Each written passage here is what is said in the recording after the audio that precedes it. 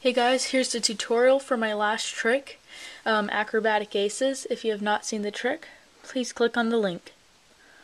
Alright, so let me switch sides so you can see the performer's view. So, what you need for this trick is the 4 twos, obviously, and even more obvious, the 4 aces. So your setup is the 4 aces, then the 4 twos. Then what you want to do is introduce the 4 twos by peeling them off the top and showing them to the spectator. Now while you're showing them to the spectator, you want to get a break under the top 4 cards, which are the 4 aces.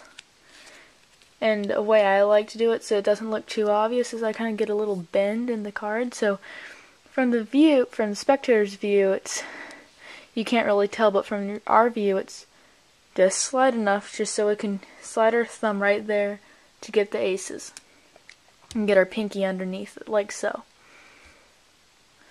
Then what you want to do is you put them on top of the deck face up, pick up the whole packet of cards including the 4 aces, then slide and flip over the first 2, second 2, and the third 2.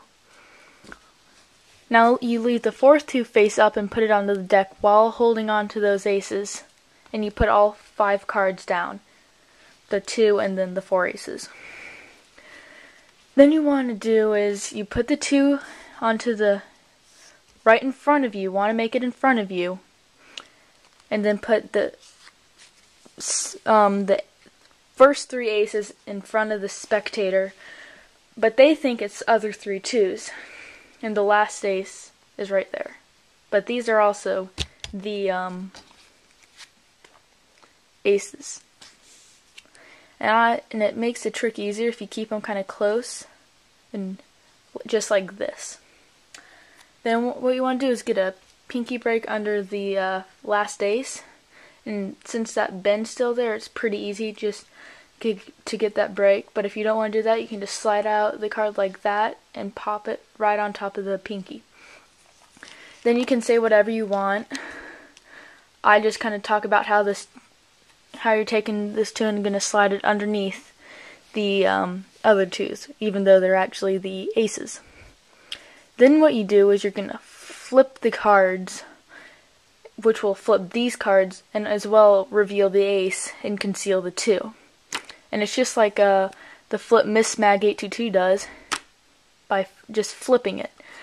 But when you flip it, you got to be careful not to reveal this, and every time it will most likely come out.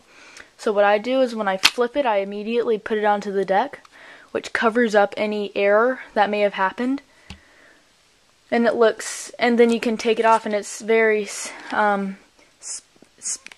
the spectator can look at the cards and see there's nothing there. So in slow motion, you're just flicking it, which flips those cards over, and then it reveals this ace, and you put it on top, slide it off while leaving that 2 onto the top of the packet, and then the spectator can look at the cards. So when you get good at it, it'll kind of look like this.